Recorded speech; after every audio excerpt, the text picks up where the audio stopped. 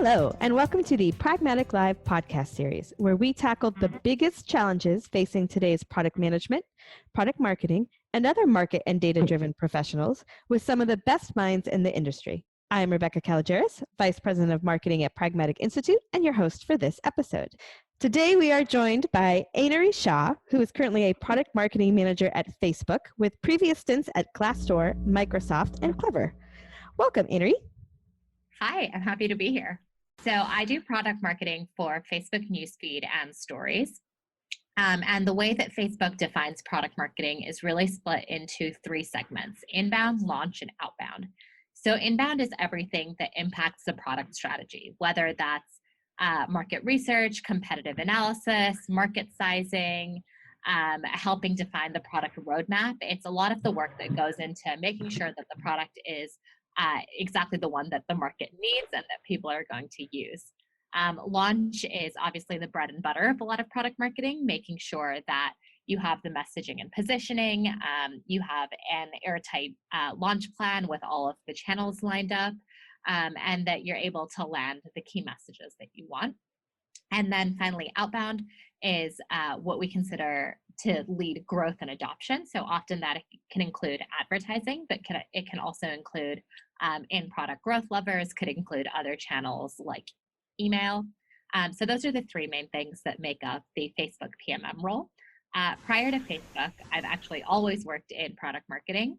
I started at Microsoft right out of college, where I focused on product marketing for Yammer and Office 365.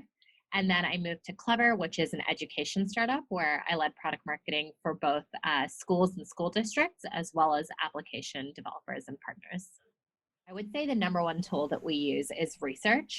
We go out into the field for market research, user research really frequently, and really try and get a sense of the diversity of some of those users, looking at kind of what is your average American user. And I was reminded that there are a lot of people who don't have smartphones. There was someone we met who goes to the library once a week to use a computer, and that's the only access he has to a computer. Just people who are have really those different relationships with technology. And then on the flip side, I've been to Bangkok, where they would say an inactive Facebook user is someone who posts about 8 times a day.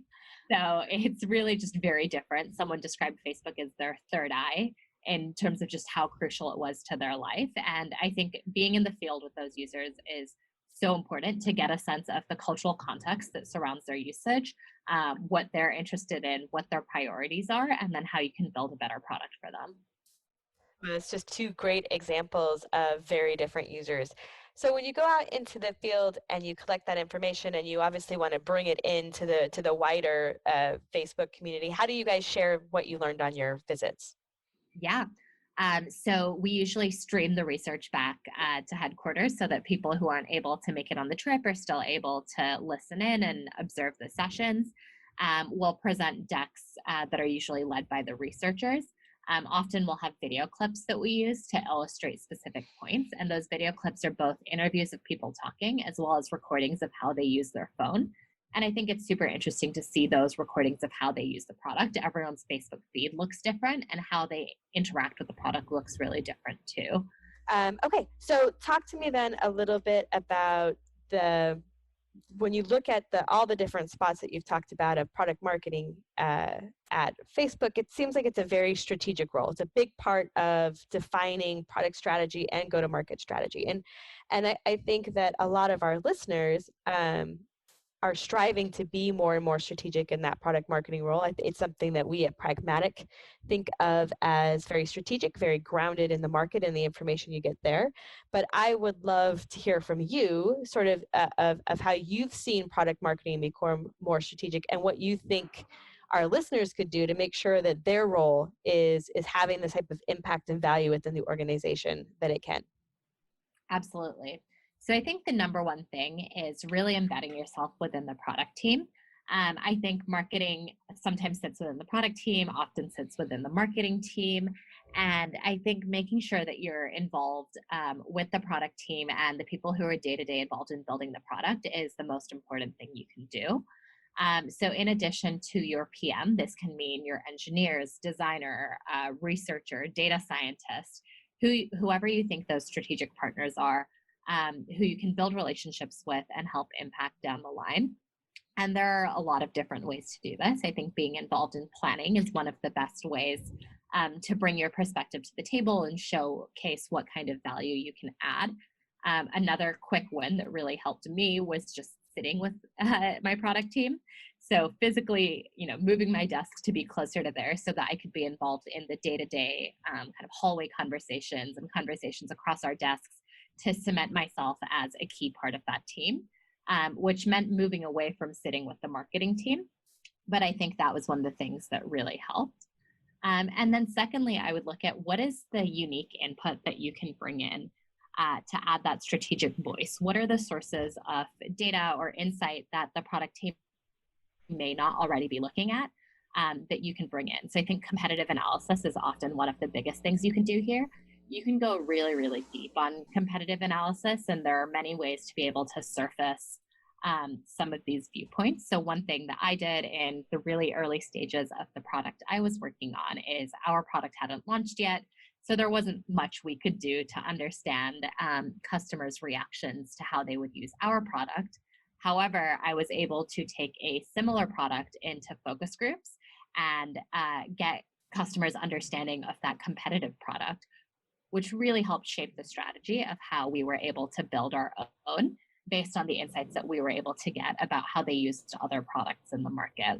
So look for those novel opportunities to present insight. Another thing that I did recently was we launched an ad campaign about Facebook stories that was getting a lot of comments. One of the things that we found is that a lot of people understand the ephemeral nature of stories, the fact that stories last for 24 hours, but they don't understand why that's actually valuable. And this is often feedback that we're getting from users who haven't used Instagram, haven't used Snapchat, haven't seen other stories products, so they don't necessarily see the value.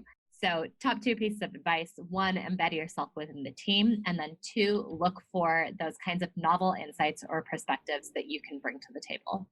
By looking at metrics, reporting metrics and measurements, and I would love to hear some of your thoughts on that. Yeah, absolutely. I mean, metrics are one of the most important tools that a marketer has. And as companies start to get more access to data, there feels like there's almost an infinite number of things that can be measured. Facebook is an extremely data-driven company, and so we are really grounded in the data and making sure that we're able to move metrics in a positive way. One thing that I think marketing has really been critical in showing is the importance of sentiment or survey metrics in addition to product metrics. So as an example, I work on Facebook stories, and obviously one of our key metric goals is to increase the number of story producers. But one thing that we've been able to show is that in addition to story producers, you want to be able to increase the number of people who find stories useful, who understand stories, who know what stories are. And all of those things closer to the top of the funnel are blocking people from being able to use stories.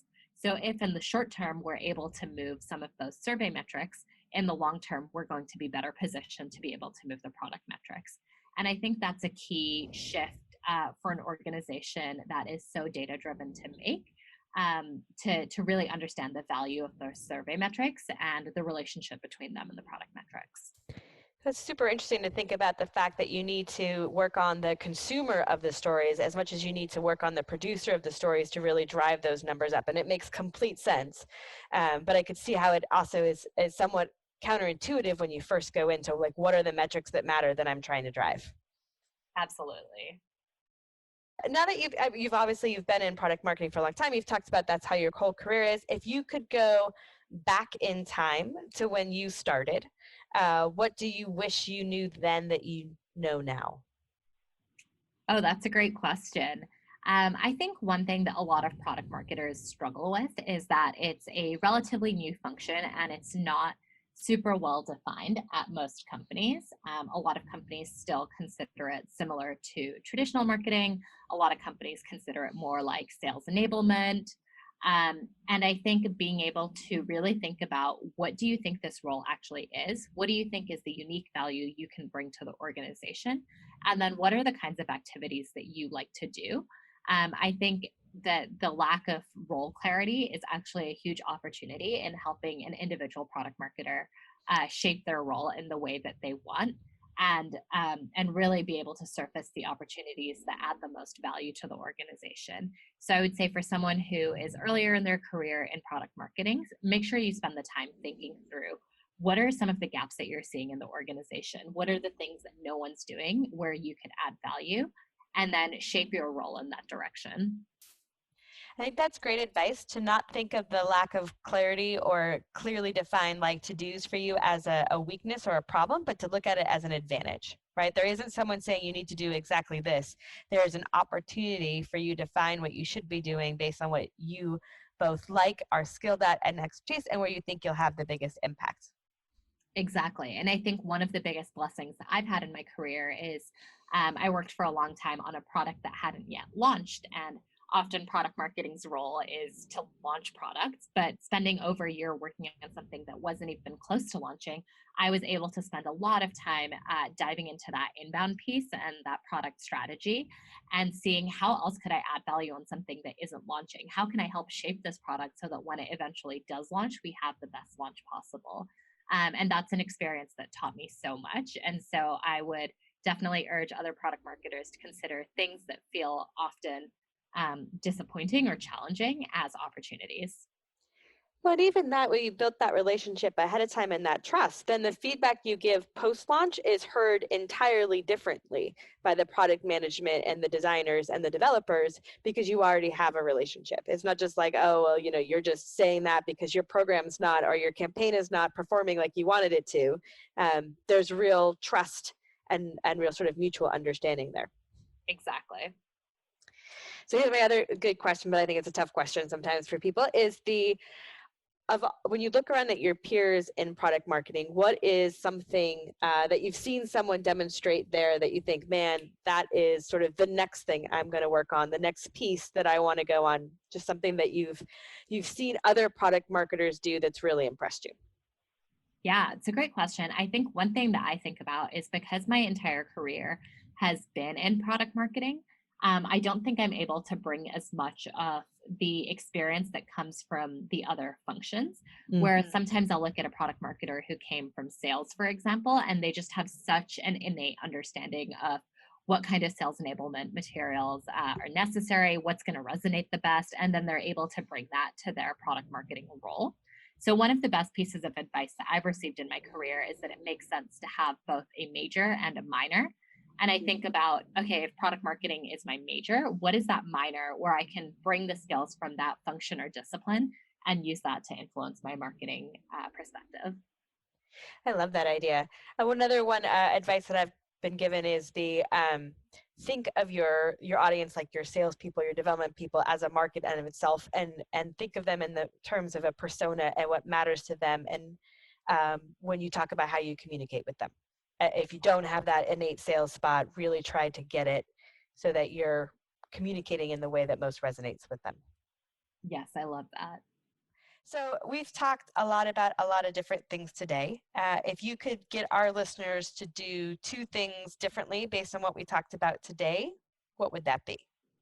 I think the first thing is definitely identify who your stakeholders are and really focus on building relationships with them. I truly believe that relationships are what makes the difference when it comes to a great product marketer, and they're going to take you a long way. So, especially as you start a new role or you start a new company, make sure that you spend the time investing in those relationships so that your perspective can be heard more strongly down the line. And then the second thing is, don't limit yourself to a definition of what you think product marketing is or should be, and make sure that you're finding the white space and looking for opportunities that you think exist, whether or not they fall within your job description, and use those to make yourself a stronger marketer. Great, great advice for all of our listeners. Thank you, Aneri. This was a great conversation. I really appreciate you joining us today. I've been so happy to be here. Super excited to be more involved in the pragmatic community. Awesome. All right, that does it for today's episode. Thanks everyone for listening. And don't forget to join us next week when we tackle another great topic designed to help you elevate your product, your company, and your career.